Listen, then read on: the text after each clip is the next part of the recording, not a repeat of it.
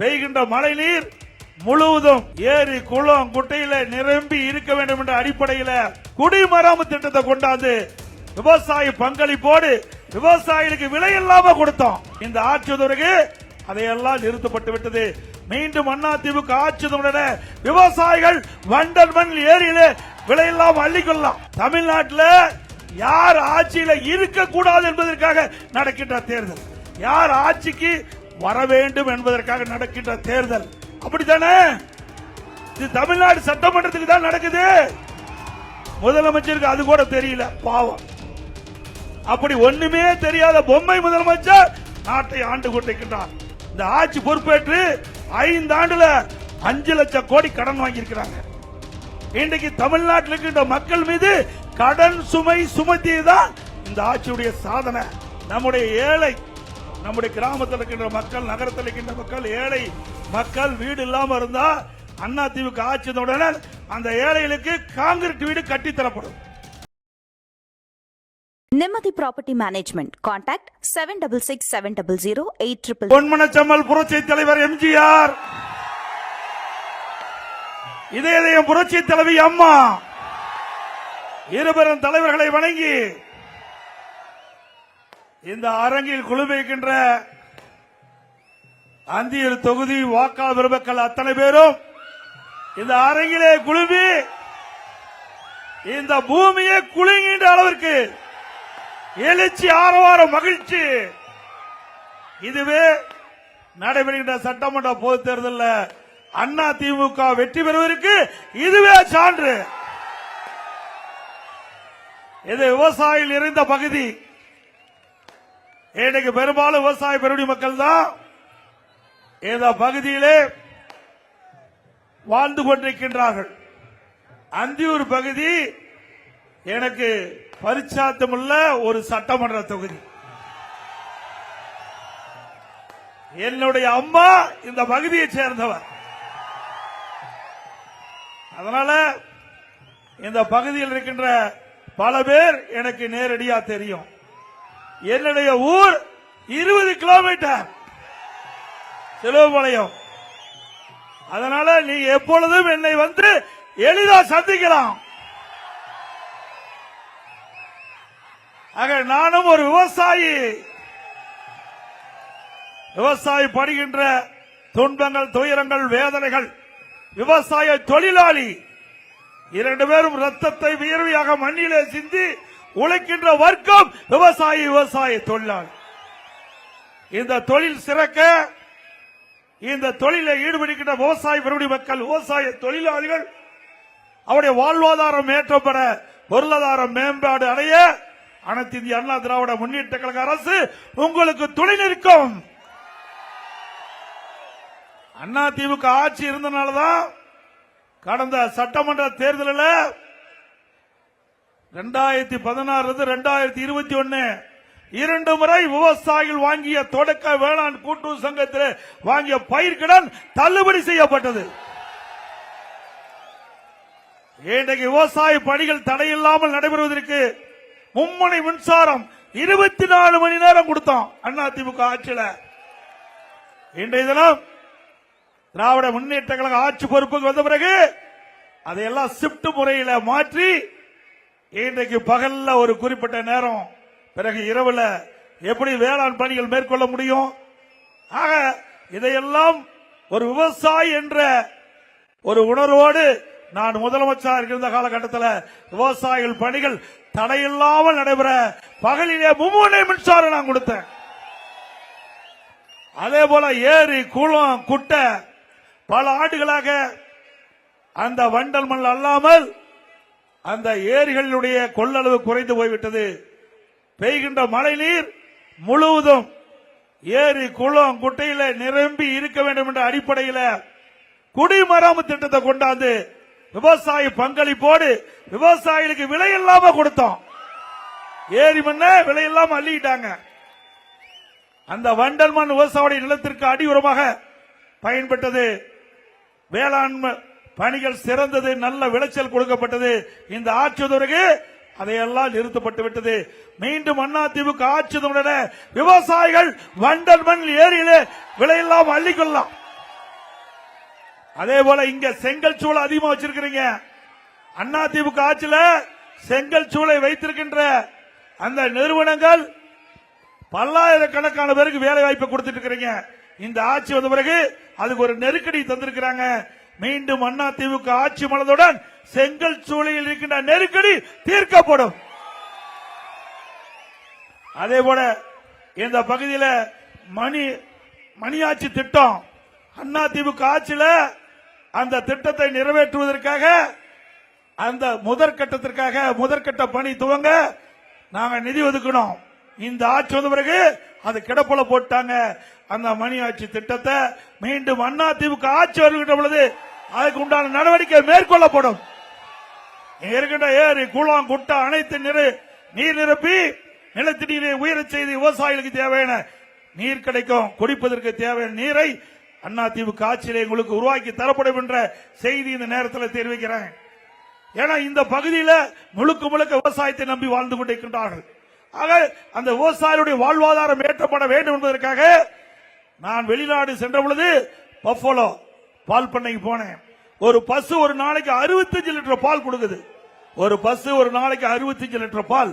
அதே போல நம்முடைய விவசாயிகளுக்கு கலப்பின பசுக்களை உருவாக்கி அந்த விவசாயிகளுக்கு விலையெல்லாம் தரலாம் என்று எண்ணி சேலம் பகுதியில் 1000 கோடியில 1050 ஏக்கர்ல பிரம்மாண்டமான ஆசியாவிலேயே மிகப்பெரிய கால்நடை பூங்காவை அமைச்சேன்.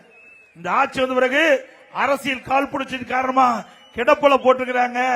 மீண்டும் அண்ணா திமுக ஆட்சியுடன் அந்த கால்நடை பூங்கா இயங்கும். நம்முடைய விவசாயிகளுக்கு அந்த கால்நடை ஆராய்ச்சி நிலையத்தின் மூலமாக கலப்பின பசுக்களை உருவாக்கி நம்முடைய விவசாயிகளுக்கு விலை இல்லாம கொடுப்போம்.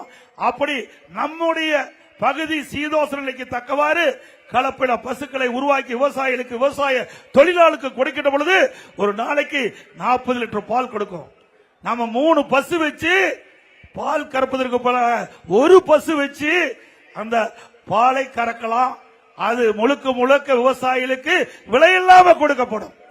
அந்த திட்டத்தை முடக்கி இருக்கிறாங்க. இந்த அரசு தேவையா? விவசாயிகளுடைய விரோத அரசு தேவையா? அந்த திட்டம் எதற்காக முடக்கி வச்சீங்க? 1000 கோடி கிடப்புல கிடக்குது. கட்டடம் கட்டியாச்சு. ஆராய்ச்சி நிலையம் திறக்கப்பட வேண்டும் என்ற திட்டமிட்டு அண்ணா திமுக ஆட்சியிலே கொண்டு வரப்பட்ட திட்டம் என்ற ஒரே காரணத்திற்காக அந்த திட்டத்தை முடக்கி வச்சிருக்கிறாங்க. எல்லா கட்டடம் கட்டியாச்சு. அங்க கால்நடை மருத்துவக் கல்லூரி ஆராய்ச்சி நிலையத்தை நான் துவக்கிட்டு நான் இருக்கும் போதே இப்பொழுது பிரம்மாண்டமான கட்டடம் அப்படியே இயங்காம இருக்குது. அந்த ஆராய்ச்சி நிலையம் அப்படியே கிடப்புல போட்டாங்க. இந்த திட்டத்தை கொண்டாடும் போது அதன் மூலமாக கலப்பின பசுக்களை நம்முடைய விவசாய மக்களுக்கு விவசாய தொழிலாளிக்கு கொடுப்போம். அப்படி பொருளாதார மேம்பாடு அடையும். அதுல விலையில்லா ஆடுகள் இன்னைக்கு நம்ம வளர்த்துற ஆடு ஒரு வருஷத்துக்கு 20 கிலோ கிடைக்கும்னா இந்த ஆராய்ச்சி நிலையத்தின் மூலமாக உருவாக்கப்பட்ட ஆடு 40 கிலோ எடை கிடைக்கும். அது மட்டுமல்ல, நம்முடைய விவசாயிகள் எந்த கன்று வேணுமோ அந்த கன்று நமக்கு கிடைக்கும். இன்றைக்கு சிந்து பஸ் அதுல கெடேரிக்கணும் நாட்டு மாடு அதுல என்ன கன்று வேணுமோ அந்த கன்றை நம்முடைய விவசாயிகளுக்கு கொடுக்கின்ற அளவிற்கு நவீன முறையில் அந்த ஏற்பாடுல செஞ்சோம். ஊட்டியில 50 கோடியில அந்த திட்டத்தை உருவாக்கின கிடப்புல போட்டாங்க. ஆட்சி வந்த வரை கிடப்புல போட்டாங்க. ஆக இது விவசாயிகள் கொடுக்கின்ற பொழுது கலப்பின பசுக்கள் அந்த கெடேரிக்கென்று போட்டா அதை வளர்த்தி அதை பால் கிடைக்கும். அவருடைய வளர்த்தி அது பொருளாதார மேம்பாடு கிடைக்கும். அந்த திட்டத்தையும் முடக்கி இருக்கிறாங்க. ஆக இந்த திட்டத்தை எல்லாம் மீண்டும் கொண்டு வர வேண்டுமென்றால் அண்ணா திமுக ஆட்சி தமிழகத்திலே மலர வேண்டும். ஸ்டாலின் எப்பொழுது பார்த்தாலும் பேசுறார். தமிழ்நாட்டுக்கும் என்டிஏவுக்கும் போட்டின்னு. இது தமிழ்நாட்டில் நடக்கிற தேர்தல், டெல்லியில் நடக்கிற தேர்தல் இல்ல. தமிழ்நாட்டில் யார் ஆட்சியில் இருக்கக்கூடாது என்பதற்காக நடக்கின்ற தேர்தல், யார் ஆட்சிக்கு வர வேண்டும் என்பதற்காக நடக்கின்ற தேர்தல். அப்படித்தானே? இது தமிழ்நாடு சட்டமன்றத்துக்கு தான் நடக்குது. முதலமைச்சருக்கு அது கூட தெரியல, பாவம். அப்படி ஒண்ணுமே தெரியாத பொம்மை முதலமைச்சர் நாட்டை ஆண்டு கொண்டிருக்கின்றார். சிந்தித்து பாருங்க. அண்ணா திமுக ஆட்சி மீது ஒரு குறை கூட இந்த ஆட்சியில சொல்ல முடியல. அப்படி ஒரு சிறப்பான ஆட்சியை அதிமுக அரசு நாட்டு மக்களுக்கு கொடுக்கப்பட்டது. இன்றைக்கு மாண்புமிகு அம்மா 2011 தமிழகத்தினுடைய முதலமைச்சர் பொறுப்பேற்கின்ற பொழுது கடுமையான நிதிகளை நெருக்கடி அதையெல்லாம் சமாளிச்சு சிறப்பான ஆட்சி கொடுத்தாங்க. இன்றைக்கு அம்மா அந்த காலகட்டத்தில் அம்மா மறைந்ததுக்கு பிறகு அம்மாவுடைய அரசு உங்களால் கழக நிர்வாகிகளால் நான் முதலமைச்சராக தேர்ந்தெடுக்கப்பட்டு 4 ஆண்டு 2 மாதம் சிறப்பான ஆட்சி கொடுத்தோம். அந்த காலகட்டம் மிக மிக ஒரு கடுமையான காலகட்டம். முதல்ல ஆட்சி பொறுப்பேற்றுடனே கடுமையான வறட்சி, குடிப்பதற்கு கூட தண்ணீர் கிடையாது. அந்த காலகட்டத்தில் கூட கிராமத்திலிருந்து நகரம் வரை வசிக்கின்ற மக்கள் அனைவருக்கும் பாதுகாக்கப்பட்ட தண்ணீரை தடையில்லாம கொடுத்தோம். இரண்டாவது புயல், டெல்டா மாவட்டம் புயலால புரட்டி போட்டு விட்டது. விவசாயிகள் எல்லாம் பாதிக்கப்பட்டு விட்டாங்க. விவசாய பயிர்கள் எல்லாம் சேதமடைந்து விட்டது. சேதமடைந்த பயிர்களை கணக்கிட்டு நிவாரணம் கொடுத்தோம். அதுக்கு பிறகு கொரோனா எப்படின்னு உங்களுக்கு எல்லாத்துக்கும் தெரியும்.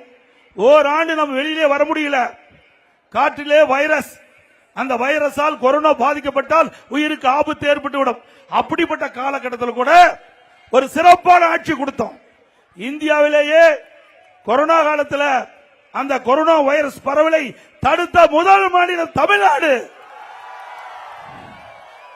இந்த ஆட்சியிலே வறட்சி சந்திச்சீங்களா, புயலை சந்திச்சீங்களா, கொரோனா சந்திச்சீங்களா? எதுவுமே இல்ல. ஒரு வருஷம் அரசாங்கத்துக்கு வருவாயா இல்ல. டாஸ்மாக் கடை மூடியாச்சு. 50,000 கோடி வருமானம் இல்ல.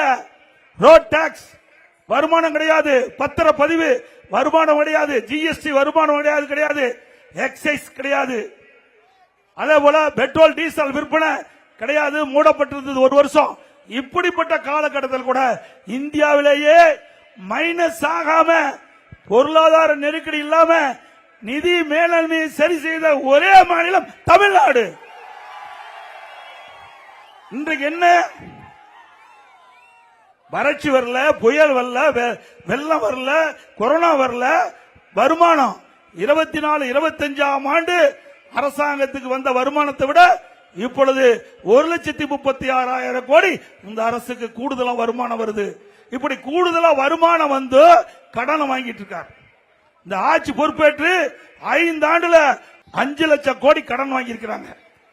இன்றைக்கு தமிழ்நாட்டில் இருக்கின்ற மக்கள் மீது கடன் சுமை சுமத்தியதுதான் இந்த ஆட்சியுடைய சாதனை.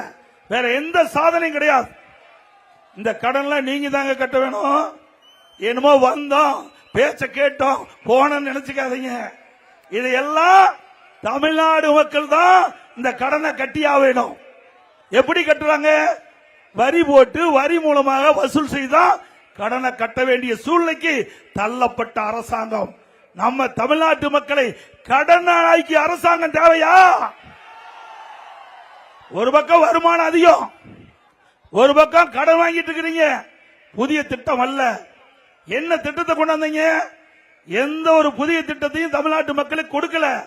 இதே அதிமுக ஆட்சி இருந்தது, ஒரே வருஷத்துல 11 அரசு மருத்துவக் கல்லூரி மருத்துவமனை கொண்டது. 11 அரசு மருத்துவக் கல்லூரி மருத்துவமனை. அதனால ஏழை எளிய குடும்பத்தில் பிறந்த மாணவ மாணவி இன்றைக்கு மருத்துவ கல்வி கிடைக்கக்கூடிய சூழ்நிலையை உருவாக்கி கொடுத்தோம். 7 சட்டக்கல்லூரி, 21 பாலிடெக்னிக் கல்லூரி, 68 கலை மற்றும் அறிவியல் கல்லூரி, 4 பொறியியல் கல்லூரி, 5 வேளாண்மை கல்லூரி ஆராய்ச்சி நிலையம், அதே போல 5 பொறியியல் கல்லூரி, இப்படி பல கல்லூரிகளை தமிழகத்தில் திறந்து பட்டப்படிப்பு படிக்கக்கூடிய நிலையை உயர்த்திய அரசாங்கம் அதிமுக அரசாங்கம். 2011 மாண்புமிகு அம்மா அவர்கள் தமிழகத்துடைய முதலமைச்சராக பொறுப்பேற்கின்ற பொழுது 100க்கு 32 பேர் தான் படிச்சிட்டு இருந்தாங்க பட்டப்படிப்பு. திமுக ஆட்சியில ஆட்சி மாற்றம் வந்து அம்மா முதலமைச்சர் ஆகும் போது 2011 100க்கு 32 பேர். அம்மா கல்வியில புரட்சி மறுமலர்ச்சியை ஏற்படுத்திய விளைவு, அம்மா மறைவுக்கு பிறகு அம்மாவுடைய அரசு தொடர்ந்து கல்லூரியை திறந்ததன் விளைவு 100க்கு இன்றைய தினம் 52 பேர் படிக்கிறாங்க. 100க்கு 52 பேர் இன்றைக்கு உயர்கல்வி பட்டப்படி படிக்கிறாங்க. இந்த அரசு கல்லூரி திறந்த விளைவு ஏழை எளிய குடும்பத்திலே பிறந்த மாணவ மாணவி வெறும் குறைந்த செலவு தனியார் கல்லூரிக்கு போனா 75,000, அரசு கல்லூரியில மிக குறைந்த கட்டணம். அதனால கல்வி கற்புடைய எண்ணிக்கை உயர்ந்திருக்குது. அதே போல பள்ளிகள் இன்றைக்கு ஆரம்ப பள்ளி, நடுநிலை பள்ளி, தர உயர்த்தி உயர்நிலை பள்ளி, உயர்நிலை பள்ளி தரம் உயர்த்தி மேல்நிலை பள்ளி, கிட்டத்தட்ட 500க்கும் மேற்பட்ட மேல் பள்ளிகளை திறந்தோம். அதனால இந்தியாவிலேயே கல்வி கற்போடைய எண்ணிக்கை தமிழ்நாட்டில் உயர்ந்திருக்குது. இதெல்லாம் அண்ணா திமுக ஆட்சியில செய்த சாதனை. அது மட்டும் இல்ல, கொரோனா காலம் 11 மாசம் ரேஷன் கடையில விலையெல்லாம் அரிசி கொடுத்தோம்ல, எங்க கொடுத்தோமா? சக்கரை கொடுத்தோம், எண்ணெய் கொடுத்தோம், குடும்பத்துக்கு 1000 ரூபாய் கொடுத்தோம்.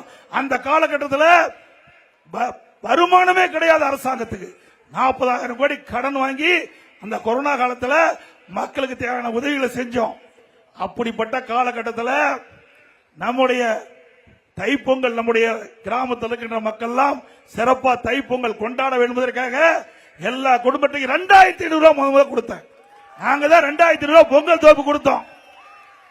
இன்னைக்கு ஸ்டாலின் பேசுறார், நாங்க 5,000 ரூபாய் கொடுத்துட்டு, எங்க கொடுத்த? ஏற்கனவே 3 மாசத்து பணம். இப்ப தேர்தல் வந்ததுனால மக்கள் இடத்துல செல்வாக்கு இருந்ததுனால 2,000 ரூபாய் கொடுத்து 5,000 ரூபாய் கொடுத்து மக்களை ஏமாத்துற திரு ஸ்டாலின் அவர்களே, அண்ணா திமுக ஆட்சி பலதுடனே எல்லா குடும்பத்தில் இருக்கின்ற நம்முடைய குடும்ப தலைவருடைய வங்கி கணக்கில் 10,000 ரூபாய் வழங்கப்படும். மத்திய அரசு எங்களோடு இருக்குது, மத்திய அரசு எங்களோடு இருக்குது. தேவையான நிதியை பெறுவோம். அது மட்டுமல்ல, கொரோனா காலம், கொரோனா காலத்தில் பள்ளியில் மூடப்பட்டது, கல்லூரியில் மூடப்பட்டது, மாணவர்கள் மன உளைச்சல் இருந்தாங்க. அவருடைய கோரிக்கை ஏற்று நம்முடைய பள்ளி மாணவர்களுக்கு ஆல் பாஸ் போட்டு கொடுத்தோம். கல்லூரியில் படிக்கின்ற மாணவருக்கு ஆன்லைன்ல வகுப்பு. இப்படி மாணவர்கள் கூட பாதிக்க கூடாது என்பது கவனமாக இருந்து செயல்பட்ட அரசாங்கம் அண்ணா திமுக அரசாங்கம். என்ன இதெல்லாம் பேசுறார், குடும்ப தலைவிக்கு மாதந்தோறும் 1000 ரூபாய் கொடுக்கறேன்னு எப்பொழுது பார்த்தாலும் பத்திரிகையில் விளம்பரம். எப்ப கொடுத்தீங்க? 2.5 ஆண்டுகள் கழிச்சு கொடுத்தீங்க. நான் தொடர்ந்து பிரதான எதிர்க்கட்சி தலைவர் என்ற முறையில் சட்டமன்றத்தில் திரு ஸ்டாலின் இடத்துல நேரடியாக கேட்டுக்கொண்டிருந்தேன். கிட்டத்தட்ட தமிழ்நாட்டில் இருக்கின்ற பெண்களை ஏமாற்றி வாக்குகளை பெற்று ஆட்சிக்கு வந்து மாதந்தோறும் குடும்ப தலைவிக்கு 1000 ரூபாய் கொடுக்கணும். இதுவரைக்கும் கொடுக்கல. 28 மாசம் ஆயிடுது. கொடுக்க முடியுமா? கொடுக்க முடியாதா? இல்லாவிட்டால் தமிழ்நாடு முழுவதும் மிகப்பெரிய போராட்டம் நடத்தப்படும் என்ற எச்சரிக்கை விடுத்த பிறகுதான் வேற வழி இல்லாம ஸ்டாலின் இந்த நம்முடைய குடும்ப தலைவிக்கு 1000 ரூபாய் கொடுத்தார். சும்மாலாம் கொடுக்கல, அண்ணா திமுக அழுத்தம் கொடுத்தது. அதனால குடும்ப தலைவிக்கு 1000 ரூபாய் கிடைச்சு. இப்பொழுது பேசுறார், இந்த முன்பணம் கொடுத்திருக்காருல்ல குடும்ப தலைவிக்கு பிப்ரவரி மாசம், மார்ச் மாசம், ஏப்ரல் மாசம். என்ன காரணம் சொல்றாரு? அந்த குடும்பத்தில் இருக்கிற மக்களுக்கு நோய்வாய்ப்பட்டா மாத்திரை வாங்க, பள்ளிக்கு பீஸ் கட்ட. ஏன் 28 மாசம் அந்த மக்கள் கஷ்டப்பட்டாங்களே, அப்ப ஏன் கொடுக்கல? பெண்கள் கஷ்டப்பட்டதை பார்த்து கொடுக்கல. திரு ஸ்டாலினுக்கு அந்த குடும்பத்துடைய ஓட்டு தேவை, அதனால அப்ப கொடுக்கிறார். அதற்கும் அண்ணா திமுக செய்த கடுமையான நடவடிக்கையின் காரணமாக தொடர்ந்து சட்டமன்றத்தில் அழுத்தம் கொடுத்தோம், பத்திரிகை வாயிலாக அறிக்கை வெளியிட்டோம், ஊடகத்தின் வாயிலாக பேட்டி கொடுத்தோம். எங்களுடைய அண்ணா திமுக பொதுக்கூட்டத்தில் இதை தொடர்ந்து பேசணும். வேற வழி இல்லாம தான் குடும்ப தலைவிக்கு 1000 ரூபாய் கொடுத்தார். அப்புறம் கட்டணமில்லா மகளிருக்கு பேருந்துனார். நாங்க 50% பெண்கள் கட்டணமில்லாம பயணம் செய்யலாம். அவர் முழுசும் கட்டணமில்லா பயணம் செய்யறாங்க. இப்போ அண்ணா திமுக ஆட்சிக்கு வந்தா நம்முடைய ஆண்களும் நகர பேருந்துல கட்டணம் இல்லாம பயணம் செய்யலாம். எப்படி பெண்கள் கட்டணம் இல்லாமல் இன்றைக்கு பேருந்து பயணம் செய்யறாங்களோ அதே போல இனி நகர பேருந்தில் ஆண்களும் கட்டணம் இல்லாம பயணம் செய்யலாம். அதோட ஒவ்வொரு குடும்பத்திற்கும் மாதந்தோறும் 3 கேஸ் சிலிண்டர் மானியத்தோடு கொடுக்கப்படும், விலை இல்லாம கொடுக்கப்படும். அது மட்டுமல்ல, நம்முடைய பெண்கள், நம்முடைய சகோதரிகள் குறித்த நேரத்துக்கு வேலைக்கு போகணும், பணி முடிஞ்ச பிறகு வீடு திரும்பணும். பல இடத்துல பேருந்து வசதி இல்லை. இதையெல்லாம் அம்மா அவர்கள் உணர்ந்து அம்மா இருசக்கர வாகனம் மானியத்தில் கொடுத்தாங்க. திமுக ஆட்சி வந்து நிறுத்தப்பட்டது. மீண்டும் இப்பொழுது அம்மா ஆட்சிக்கு வந்த உடனே ஒவ்வொரு அம்மா இருசக்கர வாகனத்துக்கு 25,000 மானியம் 5 லட்சம் பேர் கொடுக்கப்படும்.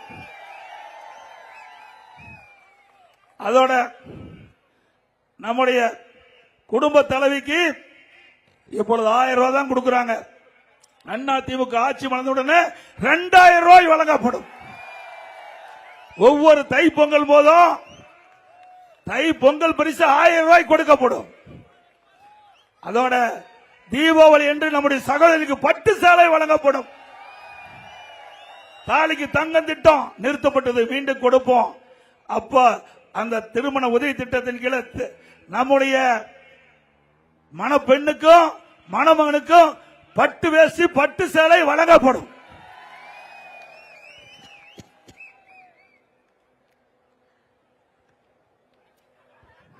இளைஞர்கள் வங்கியில் வாங்கிய கடன் ரத்து செய்யப்படும். அண்ணா திமுக ஆட்சிக்கு வந்த அதே போல இந்த 100 நாள் வேலை திட்டம் திமுக ஆட்சியில் சொன்னாங்க, ஆட்சிக்கு வந்ததால் 150 நாள் உயர்த்தப்படும்.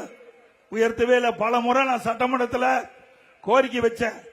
தேர்தல் நேரத்தில் கொடுக்கப்பட்ட வாக்குறுதியை நிறைவேற்ற வேண்டும் என்று திரு ஸ்டாலினிடம் நான் கோரிக்கை வச்சேன். நிறைவேற்றவே இல்லை. மத்திய அரசு சொல்லி அண்ணா திமுக அழுத்தம் கொடுத்து மத்திய அரசாங்கம் 100 நாளத்தை 125 நாளா உயர்த்திருக்கிறாங்க. அண்ணா திமுக ஆட்சி வந்த உடனே 125 நாள் 150 நாளாக உயர்த்தப்படும். அதோட நம்முடைய ஏழை, நம்முடைய கிராமத்தில் இருக்கின்ற மக்கள், நகரத்தில் இருக்கின்ற மக்கள், ஏழை மக்கள் வீடு இல்லாம இருந்தா அண்ணா திமுக ஆட்சி வந்த உடனே அந்த ஏழைகளுக்கு காங்கிரீட் வீடு கட்டித்தரப்படும்.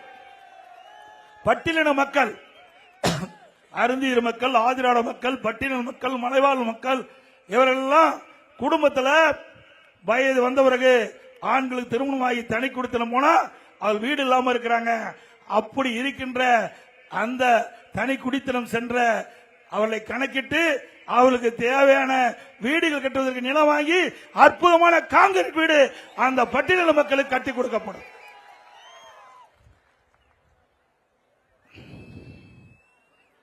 அதேபோல படித்த இளைஞர்கள் வேலை வாய்ப்பில் பதிவு பண்ணியிருக்கிறாங்க. அவர்களுக்கு பட்டதாரிகளுக்கு மாதந்தோறும் 2000 ரூபாய் கொடுக்கப்படும். வேலை கிடைக்கிற வரை +2 வரை படித்தவர்களுக்கு 1000 ரூபாய் மாசந்தோறும் கிடைக்கும்.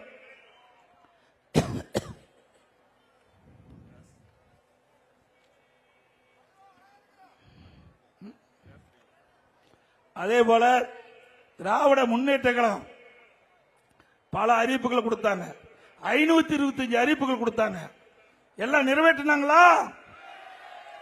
மாதந்தோறும் கேஸ் சிலிண்டருக்கு 100 ரூபாய் மானியம் கொடுக்கறாங்களா? கொடுத்தாங்களா? கல்வி கடன் ரத்து பண்ணாங்களா? நீட் தேர்வு ரத்து பண்ணாங்களா? நம்முடைய ரேஷன் கடையில் கூடுதலா சக்கரை அவர்களே கொடுக்கறாங்களா? கொடுத்தாங்களா? 100 நாள் வேலை திட்டத்தை 150 நாள் உயர்த்தினாங்களா? ஆக எதுவுமே செய்யல. அண்ணா திமுக ஆட்சி வந்த உடனே நானும் அரசாங்க பள்ளியிலே படித்தவன். ஆகவே நம்ம கிராமத்தில் இருக்கின்ற அரசு பள்ளியை படித்த மாணவர்கள் பெரும்பாலும் ஏழை குடும்பத்தை சேர்ந்தவர்கள், விவசாய தொழிலாளிகள். அவருடைய கனவு மருத்துவராக வேண்டும் என்று அந்த கனவை நனவாக்கின்ற விதமாக அண்ணா திமுக ஆட்சியில் 7.5% உள்ளிடஒதுக்கீடை கொண்டு வந்து சட்டம் இயற்றப்பட்டு அமல்படுத்தப்பட்டு இன்றைய தினம் 3000 பேர் அரசு பள்ளியை படித்த மாணவ மாணவிகள் மருத்துவ கல்வி கிடைச்சிருக்குது. இந்த மருத்துவ இடஒதுக்கீட்டில் இந்த மருத்துவ இடம் கிடைச்ச மாணவர்கள் மாணவிகள் சாதாரண குடும்பத்தை சேர்ந்தவர். அப்படிப்பட்ட குடும்பத்தில் இருக்கிற மருத்துவ கல்வி கட்டணம் கட்ட முடியல. அதை அறிந்தவுடனே இந்த இடஒதுக்கீட்டில் இடம் கிடைத்த மாணவர்களுக்கு அந்த மருத்துவ கல்வி கட்டணத்தை அரசாங்கமே செலுத்தும் என்று நான் அரசாங்கமே அந்த மருத்துவ செலவை மருத்துவ கல்வி கட்டணத்தை ஏற்றுக்கொண்டு இன்றைக்கு 1 ரூபாய் செலவு இல்லாம அரசு பள்ளியை படிக்கின்ற மாணவ மாணவிகள் இன்றைக்கு மருத்துவ கல்வி கிடைச்சிருக்குது. இது அண்ணா திமுக சாதனை. இப்படி இது மட்டுமல்ல, இன்னைக்கு உணவு தானிய உற்பத்தி தொடர்ந்து 5 ஆண்டு காலம் இன்றைக்கு அதிகம் தேசிய அளவில் உற்பத்தியை பெருக்கி கிஸ் கருமான விருது பெற்றோம். உறுப்பு மாற்று அறுவை சிகிச்சை தொடர்ந்து 5 ஆண்டு காலம் தேசிய விருதுகளை பெற்றோம். உள்ளாட்சியில் 140 விருதுகள் தேசிய அளவில், போக்குவரத்து துறையில் தேசிய விருது, அதே போல மின்சாரத்துறையிலே தேசிய விருது, உயர்கல்வியிலே தேசிய விருது, சமூகத்துறையிலே தேசிய விருது, இப்படி சிறந்த நிர்வாகம் படைத்த அரசாங்கம் என்பதற்கு இதுதான் சான்று. இப்ப அப்படியே நடக்குது. இப்ப எல்லா அமைச்சர்களும் ஊழல், எல்லா துறையிலும் ஊழல் நிறைந்திருக்குது. இப்போ இன்றைக்கு நகர்ப்புற வளர்ச்சித்துறை, குடிநீர் வழங்கல் துறை, இன்றைக்கு இடி அமலாக்கத்துறை, மத்தியில் இருக்கிற அமலாக்கத்துறை அதை ஆதாரத்தோட கண்டுபிடிச்சு அவர் மீது எஃப்ஐஆர் போட வேண்டும் அரசுக்கு 3 முறை அறிக்கை வெளியிட்டாங்க, அறிக்கை கொடுத்திருக்கிறாங்க. இதுவரைக்கும் இந்த அரசாங்கம் எஃப்ஐஆர் போடல.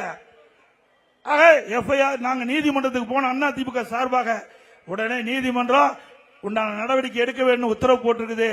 என்ன 2 வாரத்துல ரிசல்ட் தெரியும். அந்த அமைச்சர் இங்க இருப்பாரா உள்ள இருப்பாரான்னு தெரியல.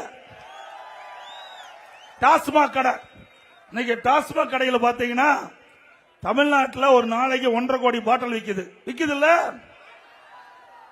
இல்லைங்க. ஒரு பாட்டிலுக்கு 10 ரூபா வசூல் பண்றாங்களா? ஒரு பாட்டிலுக்கு 10 ரூபாய்னா ஒரு நாளைக்கு 1.5 கோடி பாட்டிலுக்கு 15 கோடி. நம்ம ஆளு யாரும் குடிக்காதீங்க, தப்பு. திமுக காரன் குடிக்கிறான், குடிச்சிட்டு போறான், அவன்கிட்ட தான் வசூல் பண்றான். அவங்க கட்சிக்காரங்கிட்டே வசூல் பண்ணி கொள்ளையடிக்கிற ஆட்சி திமுக ஆட்சி. 15 கோடி ஒரு நாளைக்கு டாஸ்மாக்ல மட்டும். மாசத்துக்கு 450 கோடி, வருஷத்துக்கு 5400 கோடி. இதுவரைக்கும் 24,000 கோடி ஒரு பாட்டிலுக்கு 10 ரூபா வசூல் செய்து கொள்ளையடித்த அரசாங்கம் மீண்டு வர வேண்டுமா? இன்னைக்கு டாஸ்மாக்ல முறைகேடு நடைபெற்றதா அந்த இடி கண்டுபிடிச்சு இன்றைக்கு வழக்கு போட்டிருக்கிறாங்க. அதுவும் நீதிமன்றத்தில் நிலுவையில் இருக்குது. ஆக துறை வாரியாக அனைத்து ஊழலாத துறையே இல்ல. விலைவாசி உயர்வு சிந்திச்சு பாருங்க. அண்ணா திமுக ஆட்சியில என்ன விலைவாசி, திமுக ஆட்சியில என்ன விலைவாசி, அரிசி என்ன விலைன்னு பாருங்க. அண்ணா திமுக ஆட்சியில சாப்பாட்டு அரிசி பச்சரிசி 40 ரூபா ஒரு கிலோ, திமுக ஆட்சியில 1 கிலோ 75 ரூபாய்க்கு விற்குது. அதோட பொன்னி புழுங்கல் அரிசி அண்ணா திமுக ஆட்சியில 45 ரூபாய், இன்னைக்கு 75 ரூபாய். இட்லி புழுங்கல் அரிசி 1 கிலோ அண்ணா திமுக ஆட்சியில 30 ரூபாய், இன்னைக்கு திமுக ஆட்சியில 55 ரூபாய். கடல் எண்ணெய் 1 கிலோ அண்ணா திமுக ஆட்சியில் 130 ரூபாய், இப்ப 200 ரூபாய்க்கு விற்குது 1 கிலோ. நல்லெண்ணெய் 1 கிலோ 250 அண்ணா திமுக ஆட்சியில, இன்னைக்கு 500 ரூபாய்க்கு விற்குது. தோரம்பருப்பு அண்ணா திமுக ஆட்சியில் 1 கிலோ 74 ரூபாய், இப்ப 120 ரூபாய்க்கு விற்குது. உளுத்தம் பருப்பு 1 கிலோ 79 ரூபாய் அண்ணா திமுக ஆட்சியில், இன்னைக்கு 1200 ரூபாய்க்கு விற்குது. இப்படி அன்றாடு வேலைக்கு சென்று இன்றைக்கு அவர் வீட்டில் அடுப்படிகின்ற குடும்பம் பல இருக்குது. அப்படிப்பட்ட ஏழை குடும்பத்தில் எந்த அளவுக்கு விலைவாசி என்பதை பாருங்க. இதை கட்டுப்படுத்துறதுக்கு இந்த அரசாங்கம் எந்த நடவடிக்கை எடுக்கல. இதே அண்ணா திமுக ஆட்சி இருக்கின்ற பொழுது எந்த உணவுப் பொருள் விலை ஏறினாலும் அந்த உணவுப் பொருளை விலையை கட்டுப்படுத்துவதற்கு விலை கட்டுப்பாட்டு நிதி 100 கோடி ஒதுக்கி எந்த மாநிலத்தில் பருப்பு விலை குறையா இருக்குது, புளி என்ன விலை குறையா இருக்குது, அதை கொள்முதல் செஞ்சு தமிழ்நாட்டில் கொண்டு வந்து கூட்டுறவு சங்கத்தின் மூலமாக விற்பனை செஞ்சு உணவுப் பொருளுடைய விலையை கட்டுப்பாட்டில் வைத்திருந்த அரசாங்கம் அரசு. எதையாவது ஒண்ணு செய்யறியா? ஏழைகள் முழுவதும் இந்த ஆட்சியில கடுமையா பாதிக்கப்பட்டிருக்கிறாங்க. விலைவாசி இந்த அளவுக்கு உயர்ந்திருக்குது.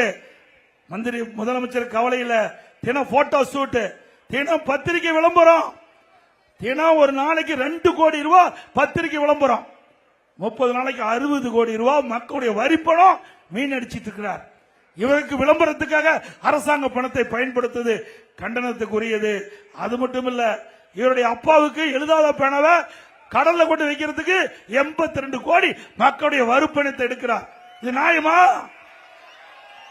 அப்பாவுக்கு பேனாவை நாங்க வேண்டாங்கள. உங்க ட்ரஸ்ட்ல 8000 கோடி இருக்குது. திரு கருணாநிதியுடைய குடும்பத்துடைய ட்ரஸ்ட்ல 8000 கோடி பணம் இருக்குது. அந்த பணத்தை எடுத்து கொண்டு போய் பேனா வைங்க, யாரு வேண்டாங்கல்ல.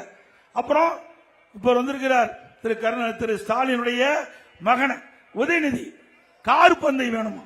இது தேவைங்களா நாட்டுக்கு? அதுவும் சென்னையில் முக்கியமான நகரத்தின் மைய பகுதியில் கார் பந்தயம் நடத்துறார். பல 100 கோடி செலவு. எப்படி மக்களுடைய வரிப்பணத்தை வீணடிக்கிறார் என்பதை எண்ணி பாருங்க. ஒரு பக்கம் பேனா, ஒரு பக்கம் கார் பந்தயம், இப்படி ஊதாரித்தனமாக செலவைகின்ற அரசாங்கம் தேவையா? அவ்வளவு ரத்தத்தை வீரிவாய் சிந்தி உழைக்கின்ற மக்களுக்கு நல்லது கிடைப்பு நல்லது செய்வதற்கு இந்த அரசாங்கத்தில் பணம் ஒதுக்கல. அவருடைய பெயர்கள் வெளியிலே வர வேண்டும், விளம்பரம் வேண்டும். அதற்காக ஆயிரக்கணக்கான கோடியை நம்முடைய வரிப்படத்திலிருந்து செலவு செய்கின்றாங்க. இப்படிப்பட்ட ஒரு அரசாங்கம் இந்தியாவில் எங்கேயும் பார்க்கல, தமிழ்நாட்டில் தான் நாம் பார்த்துக்கிட்டு இருக்கிறோம். அது மட்டும் இல்லாம இன்றைக்கு இந்த ஆட்சி வந்த பிறகு மின் கட்டணம் கிட்டத்தட்ட 57% உயர்ந்துடுது. ஆண்டுக்கு 6% மின் கட்டணம் உயர்த்துறாங்க. இன்றைக்கு நகராட்சி பேரூராட்சியில இன்றைக்கு மின் கட்டணம் கடுமையா உயர்ந்துட்டது. வீட்டு வரி பேரூராட்சி நகராட்சியில 100% உயர்ந்தியாச்சு. கடை வரி 150% உயர்ந்தியாச்சு. குடிநீர் வரி, இப்படி வரி மேல வரி போட்ட ஒரு அரசாங்கம் தான் திமுக அரசாங்கம் என்பதை நேரத்தில் தெரிவிக்கிறேன். கட்டுமான பொருட்கள், இந்த வீடு கட்டுறதுக்கு ஜல்லி வாங்குறதா அதிமுக 2000 ரூபாய், இப்ப ஒரு யூனிட் 2000 ரூபாய்க்கு வித்தது. இப்ப 5500 ரூபாய் ஒரு யூனிட். எம்சாண்ட் 3000 ரூபாய்க்கு வித்தது அதிமுக ஆட்சியில், இப்ப 6000 ரூபாய். கம்பி ஒரு டன் அதிமுக ஆட்சியில் 40,000, திமுக ஆட்சியில் ஒரு டன் கம்பி 65,000. ஒரு செங்கல் அதிமுக ஆட்சியில் 6 ரூபாய் 7 ரூபாய்க்கு வித்தது, இப்ப 10 ரூபாய் 12 ரூபாய்க்கு விற்குது. ஒரு மூட்டை சிமெண்ட் அதிமுக ஆட்சியில் 240 ரூபாய், இப்போ 350 ரூபாய்க்கு விற்குது. நீ இந்த ஆட்சி இருக்க வரைக்கும் வீடே கட்ட முடியாது. கனவுல நல்லா தூங்கிட்டு இருக்கும்போது அழகா கனவுல வீடு கட்டலாம், நிஜத்துல வீடே கட்ட முடியாது. அது மட்டும் இல்ல, இன்னைக்கு மத்திய அரசாங்கம் தமிழ்நாடு அரசாங்கத்துக்கு வீடு ஒதுக்குனாங்க, ஏழைகளுக்கு வீடு கட்டுறதுக்கு கொடுத்தாங்க. 3 லட்சம் வீடு கட்டல. பாரத பிரதமர் அண்மையில் மதுரையில் நடந்த எழுச்சி தேர்தல் பிரச்சார கூட்டத்தில் பிரைம் மினிஸ்டர் பேசுறார். தமிழ்நாட்டு மக்கள், ஏழை மக்களுக்கு வீடு கட்டுவதற்கு நாங்கள் வீடு ஒதுக்கணும். இன்னும் 3 லட்சம் வீடு கட்டாம பாக்கி வச்சிருக்கிறாங்க. அப்படி திறமையற்ற முதலமைச்சர் தேவையா?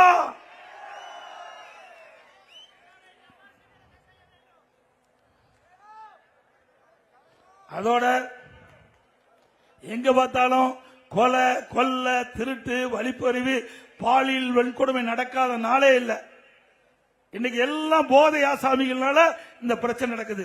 இன்னைக்கு பாத்தீங்கன்னா நாங்குநேரியில 4 நாளைக்கு முந்தி ரோட்ல போறவங்க எல்லாம் வெட்டுறான்.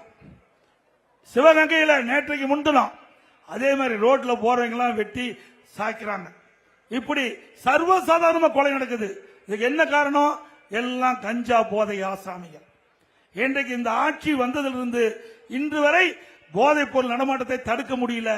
ஏன்னா பாதி பேர் அந்த போதைப் பொருள் விற்பனையில ஆளுங்கட்சி சேர்ந்தவர்கள் ஈடுபட்டு காரணத்தினால காவல்துறை அவர்களை கட்டுப்படுத்த முடியல. இதனால தமிழகத்தில் போதைப் பொருள் நடமாட்டம் அதிகமாகி இளைஞர்கள், மாணவர்கள், பொதுமக்கள் இந்த கஞ்சாவுக்கு அடிமையாகி இன்றைக்கு தமிழகத்தில் போதைப் பொருள் நிறைந்த மாநிலமா இன்னைக்கு பார்க்கப்படுகிறது. இந்த போதைப் பொருள் ஆசாமியினால்தான் இந்த கொலை, கொள்ளை, திருட்டு, வழிப்பறிவு, பாலியல் வன்கொடுமைகள் தினந்தோறும் நடந்துகிட்டு இருக்குது. ஆக இப்படிப்பட்ட அரசாங்கம் தொடர வேண்டுமா? நல்லா சத்தமா சொல்லுங்க. இப்படித்தான் இன்னைக்கு ஒரு திமுக எம்எல்ஏ அவர் ஒரு மருத்துவமனை நடத்துறார். அந்த மருத்துவமனையில நம்முடைய பள்ளிக்கூடத்தில் வறுமையின் காரணமாக பணத்தாசை காட்டி அவரை அழைச்சிட்டு போய் அவருடைய உடல் இருக்கிற கிட்னிய முறைகேடா எடுத்துட்டாங்க. இன்றைக்கு திமுக ஆட்சியில இப்படிப்பட்ட கொடுமை நடந்திருக்குது. இதை மன்னிக்க முடியுமா?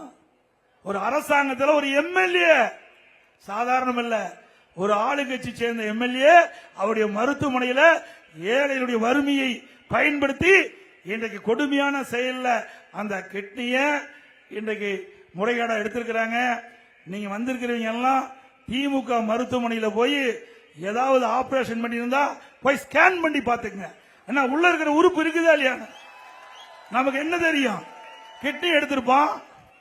இன்றைக்கு எதுக்காக சொல்றேன்னா, இதே நாமக்கல் மாவட்டத்தில் கிட்னியை எடுக்கணும்னு சொல்லி கணையத்தை எடுத்துட்டான். கிட்னி எடுக்கணும்னு சொல்லி கல்லீரலை எடுத்துட்டான். அதனாலதான் சொல்றேன், தயவு செய்து அருள் கூர்ந்து வந்திருக்கின்ற பொதுமக்களாம் சரி, கழக நிர்வாகிகளும் சரி, உற்றார் உறவினர் நண்பர்கள் ஏதாவது திமுக நடத்துகின்ற மருத்துவமனையில் ஆபரேஷன் பண்ணியிருந்தா ஸ்கேன் பண்ணி பாத்துங்க. இல்லைன்னா உங்களுக்கு உடல் உள்ள உடலுக்கு உறுப்பு இருக்குதா இல்லையான்னு தெரியாது. திரு ஸ்டாலின் பேசுறார், ஒரு அண்மையில ஒரு அறிவிப்பு கொடுத்திருக்கார், உங்கள் கனவை சொல்லுங்கன்னு. உங்கள் கனவை சொல்லுங்க. மக்கள் என்ன சொல்றாங்க? எங்களுடைய கனவு இந்த ஆட்சியை அகற்றப்பட வேண்டும்.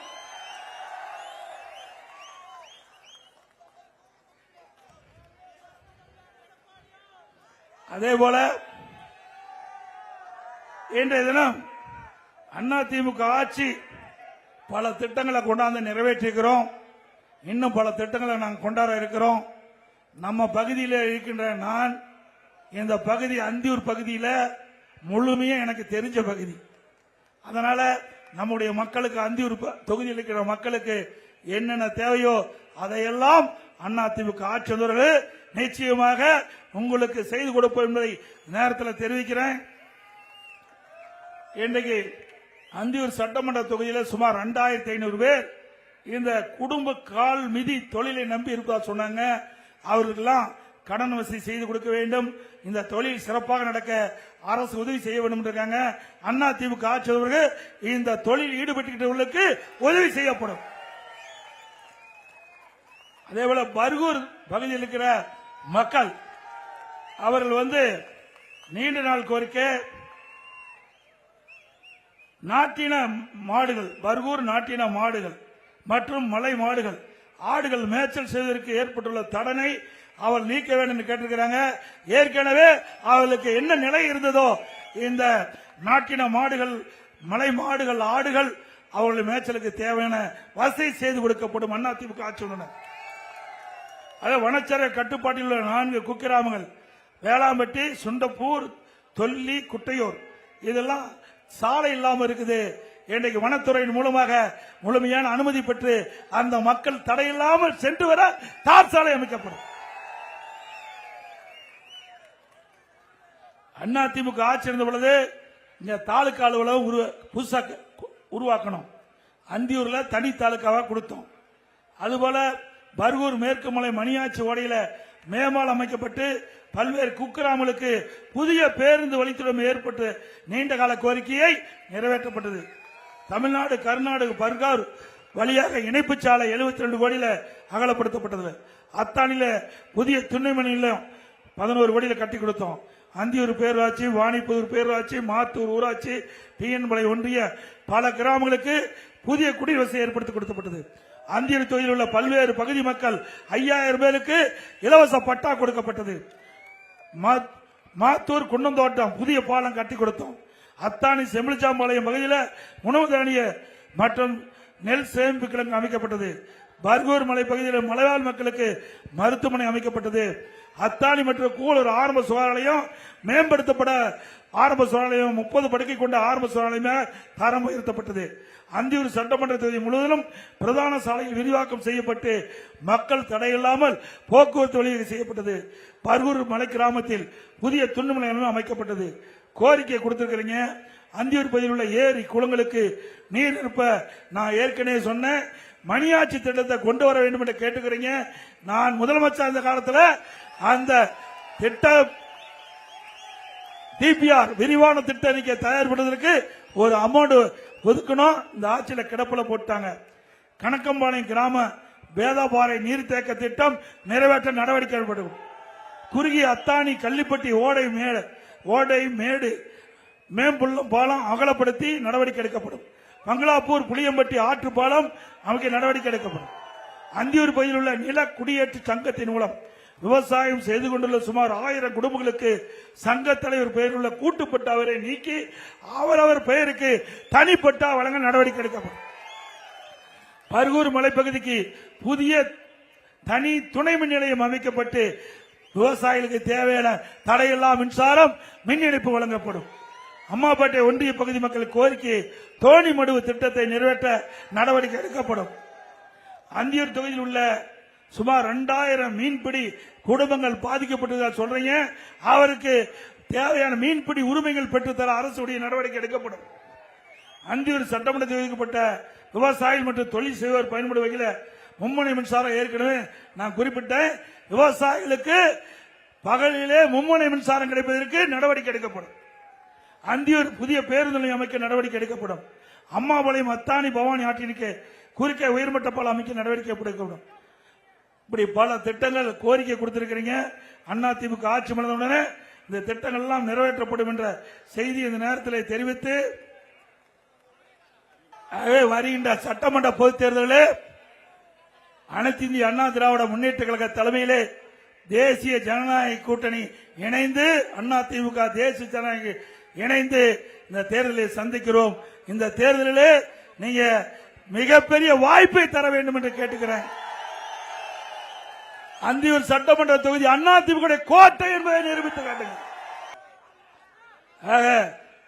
இந்த நிகழ்ச்சியிலே பங்கு பெற்றிருக்கின்ற கழக அமைப்பு செயலாளர், மாவட்ட செயலாளராக பொறுப்பேற்கின்ற சட்டமன்ற உறுப்பினர் முன்னாள் அமைச்சர் அறிவிச்சர் ஏ.கே. செல்வராஜ் அவர்களே, நிகழ்ச்சியிலே பங்கு பெற்றிருக்கின்ற முன்னாள் அமைச்சர் மாவட்ட செயலாளர் எம்எல்ஏ சகோதரர் திரு கே.சி. கருப்பணன் அவர்களே, இன்றைக்கு நிகழ்ச்சியிலே பங்கு பெற்றிருக்கின்ற திரு ஏ. பன்னாரி எம்எல்ஏ அவர்களே, முன்னாள் எம்எல்ஏ திரு எஸ்.எஸ். ரமணிதரன் அவர்களே, முன்னாள் எம்எல்ஏ திரு எம்.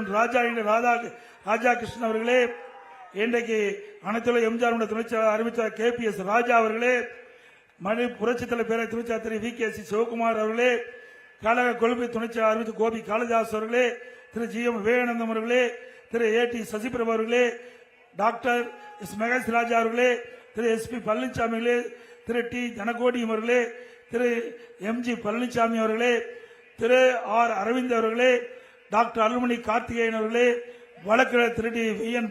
சுப்பிரமணியம் அவர்களே, திரு முருகபிராஸ் அவர்களே, மற்றும் ஒன்றிய கழகத்துடைய செயலாளர் திரு பி.வி. சீனிவாசன் அவர்களே, திரு எஸ். நாராயணன் அவர்களே, திரு பி. சின்ன மாராய நாய்க்கர் அவர்களே, திரு ஹரிபாஸ்கர் அவர்களே, திரு பி. மோகன்குமார் அவர்களே, பேரூர் கழகத்துடைய செயலாளர் திரு டி. எஸ். மீனாட்சி அவர்களே, திரு எம். திருமுருகன் அவர்களே, திரு ஆர். ரமேஷ் அவர்களே, திரு கே. எம். பூபதி அவர்களே, திரு எம். ஏ. சிவகுமார் அவர்களே, மற்றும் கழகத்துடைய நிர்வாகிகள்,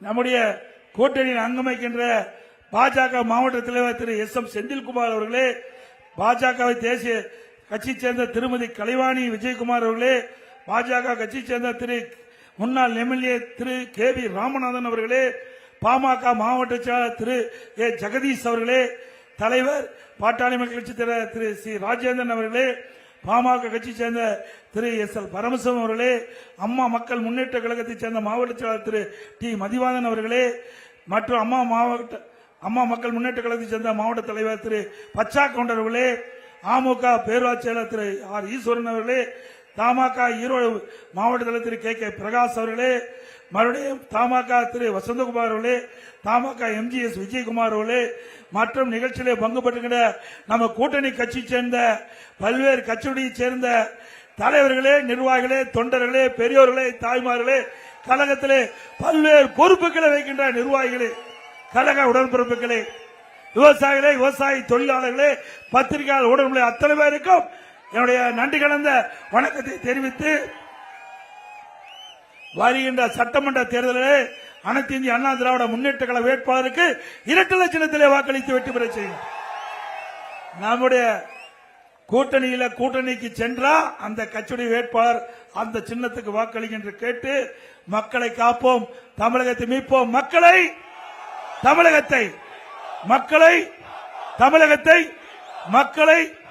தமிழகத்தை ஸ்டாலின் மாடல் அரசு, ஃபெயிலியர் மாடல் அரசு, பை பை ஸ்டாலின்.